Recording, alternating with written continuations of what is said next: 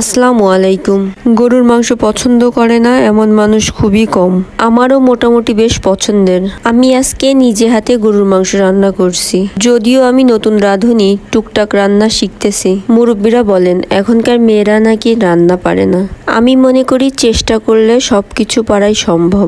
আসলে বর্তমান সময়ে আমরা আমাদের ইচ্ছা শক্তি দিয়ে চেষ্টাটাই কখনো করি না। যদিও আমিও ওই দলেরই একজন। যাই হোক, আমি এর আগে কয়েকবার গরুর মাংস রান্না করছিলাম। তবে এর আগে আমি রান্নাটা করতাম, আগে মশলাটা কষাই নিতাম, তারপরে মাংস দিতাম।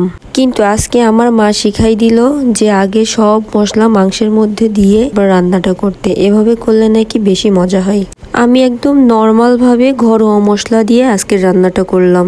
আমার যে কোনো খাবার রান্নাতে নর্মাল ভাবে রান্না করাটাই বেশি পছন্দের। আমি আজকের রান্নাটা করছি সম্পূর্ণ ঘরোয়া মশলা দিয়ে, সাথে শিলপাটাতে সবগুলো মশলা বেটে।